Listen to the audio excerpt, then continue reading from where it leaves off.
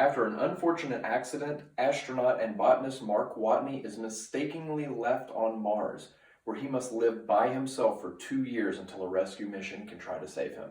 Do you all remember that time that Tom Hanks was stranded on a deserted island with a volleyball? And how isolated and desolate that situation was? That's like a tropical vacation compared to what Mark Watney has to put up with on Mars.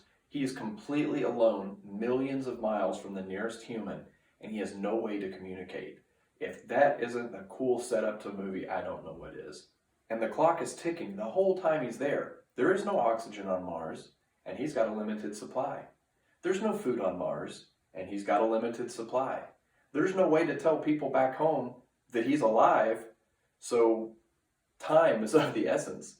The Martian is a science fiction movie, but it's based on science fact. Now, not everything in the movie is 100% accurate, but it's a lot more accurate than a lot of other famous sci-fi movies. It's about overcoming impossible obstacles and impossible odds. It's about thinking outside the box to solve problems. And most importantly, it's about the will to survive. Now, The Martian is based on a book, and the book is excellent, even though it reads a lot like a science textbook. But somehow, with all the math and the numbers that are in the book and in the movie, it's still an edge-of-your-seat thrill ride.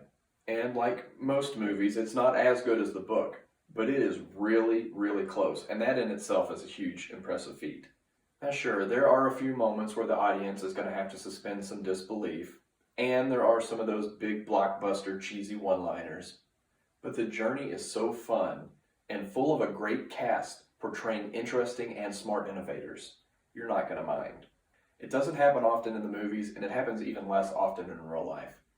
In The Martian, the entire world leaders from China, from the United States, they all work together, and the entire world has a singular focus, and that focus is to get Mark Watney home safely.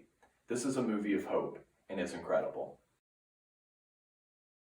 Gardening, giving yourself stitches, living alone on Mars, playing with staplers, press conferences, vlogging,